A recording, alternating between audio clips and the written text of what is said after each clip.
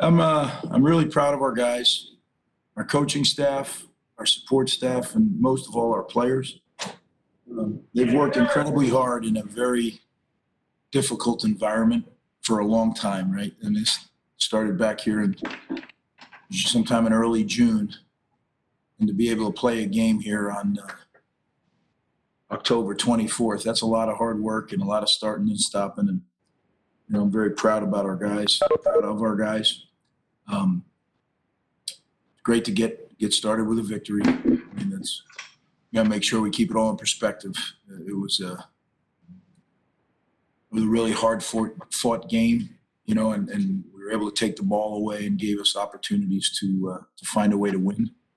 But as we know, you won't take the ball away 7 times each week. So we got a lot of work to do. We know that. This team, though, we learned about ourselves something. We learned that we'll work hard, we'll stick together, and that we'll take the work from the practice field, and some parts of it we'll be able to put on the game field. And until you do that, I believed wholly that we would do that after watching these guys practice. But until you do it, I think everybody learns about themselves and about their teammates and their coaches when you go through the competition. So it's a good start, but that's really what it is. It's a start. And like I said, we won't lose perspective on that. We'll go to James Scratch for the first question. Greg, Rutgers hasn't had 7 takeaways since before you were the head coach the first time. What do you kind of attribute that success to as a defensive effort? Obviously, you had the one on special teams. Well, they've worked very hard on that every single day in practice. We know that that's a way that will help us be in football games in the fourth quarter. That's our goal. Can we get to the fourth quarter and have a chance to win? And if we can do that, then now let's see where the chips fall. But it reminds me much of being in the NFL. Everybody's good. Especially, when we're playing this whole all-conference schedule, everybody's good. So can we get to the fourth quarter and have a chance? That's what we're trying to do, and we design a plan each week to try to do that. Tom Canavan with the next question.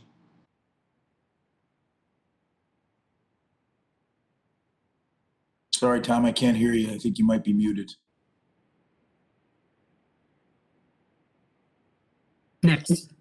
Oh, I got you now. You're on. Okay, I'm sorry. All right. Greg, it's been such an up and down year and, starts and stops. As this game's ending, what's going through your head? Are you sitting there? Is this joy? What is it? Like I said, I was so happy for our players, because it wasn't just, let's be real here, it wasn't just the months since coronavirus started, when we left for spring break. These kids that have been in the program have had some tough stretches. And to see the joy on their face, but how they did it, because we had some downturns in the game, and that's what I talked to them about. I don't want to see, the woe is me. I want to see tough guys that, just keep going and keep chopping, as we say. And that was the most impressive to me. Next question. Greg, what went into your decision to start Noah, and then if you could just comment on his performance overall? I just think that, overall he won the competition. I was really pleased, as I said to you guys earlier, with the way the quarterbacks approached this whole thing. And I've never had a competition that broad with that many people. But they really supported each other. And I'm sure every guy who isn't the starter is disappointed. I know that. But the way that room supports each other, it's a tribute to the young men in that room, and it's a tribute to Sean Gleason. I mean, the way that he coaches that room. So Noah certainly had a productive game and gave us a chance. Some of his mobility allowed him to escape and make some plays, and that was critical. Next question to Chris Eisman. Hey, Greg, just your offense overall. I mean, what were your impressions and your assessment of how it, because like you said, I mean, it's different. It took so long to kind of install it over a WebEx. I mean, now that they actually played it, what was your assessment? I really liked the way that everybody fits together. the way Sean coordinates, the way the staff and the players, how everybody's kind of on the same page, which I love. We got a long way to go, right? We had penalties today. You can't win games with the penalties we had. But I feel good about, this is the beginning of something. That's all it is. And I feel good about it. And I feel really good for the players, again, that they trusted the process. They trusted their training. And they went out and then executed their training on the field. That to me is something that takes a lot of faith, right? A lot of faith. And they had faith in the process and the people that were instructing them. And that's, to me, how you build relationships. Go to Steve Felitti for the next question. Hey, Greg, I know when you say it's just the beginning of something, but it's been about 3 years since this program had beaten a Big Ten team. I'm curious if a win like this could, elevate the trajectory of your program, or what broader impact can it have beyond just one win on the schedule? Well, I'm sure it'll help things, right? It'll have a good vibe. But as we know, we don't have to look too far, but our own history against, we beat this exact team. And then the following week, we went out and laid an egg, right? So we have to figure out how we are going to keep building, and without making it where, you got to enjoy it. You work too hard not to enjoy the victories. But then after you enjoy it, you come back the next day and you look at it and you be real with each other. And I think that's one thing it's much more comfortable for me to be that way at this stage of my career with my coaches and with my players. And I think they're learning to do that with us. And that's really a trust thing. So the more we can do that and really keep it real and just say, this we got to get better at. This we did pretty well. But again, I'm really just very happy for them. Go to Nicole Auerbach with the next question. Yeah, Greg.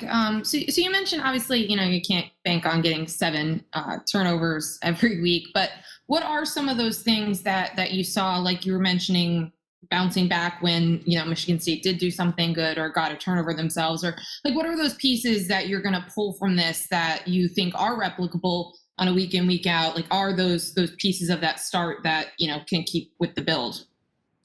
I think it's just what you said, right? When things don't go it's easy when things go your way. When things don't go your way, are you able to lock in and refocus on your task and do it, right? And be able to do it with enthusiasm. And when things aren't going your way, not to let yourself get down in the dumps. You just got to keep going, right? Because I know people don't understand how hard it is to win one football game. I mean, it is so hard. And it's 3.5, 4 hours of just tremendous effort, mental, physical, and the ability to focus on anything for 4 hours, right? Forget, and I don't know how long the game was today, 3.5 hours, whatever it was. But to focus on something and be able to be at your best for that period of time, I think that's a real challenge. And that's where I think I was most impressed that we were able to, when we kind of lost our way, we were able to get back on the track. And that's critical if you're gonna be in that fourth quarter and have an opportunity to win. Bobby Darin with the next question. Coach, congratulations. Can you just talk about the play of Mohamed Touré and what led you to put him in that role? He came in as a linebacker, but seemed to be really effective off that edge. Yeah, we do that on third down. We kind of just move some guys around and have some different positions and different packages. And we probably didn't scratch the surface on the packages we have, but it's got to be piece by piece. We can't throw too much at him. But I think Mohamed has a very unique skill set, and he did a really good job, from what I could see. Again, I have the worst seat in the house, but I saw him cause some havoc, which that's what you need to do. It's not always about sacks or sack fumbles, but it's about making the quarterback feel your presence. And again, I didn't get to see a lot of it, but I usually watch the back end. But they did something because he was throwing some balls errantly. Richie Schneider with our next question. Congrats on the win, Coach. So going into the week on the depth chart, you guys had Brendan Bordner and CJ Hansen as an or at center, but you ended up starting Nick Crimmon at center and Bretman at right guard. What went into that decision? We probably have about 8 guys that we kind of move around. And we didn't know, CJ, without going into too much, CJ had missed a little bit of practice. So we didn't know how game ready he would be. We wanted to ease him back into it. So, again, it'll be a work in progress every week as far as the mixes and matches with the offensive line. But again, I'm glad that I could see them celebrating and smiling in that locker room. That group is, we put a lot of heat on them because in any job when you first take it, those two lines are critical, right? Those are the hardest things to get early on in the program. Thanks, Coach. We're going to take two more questions. Keith Sargent.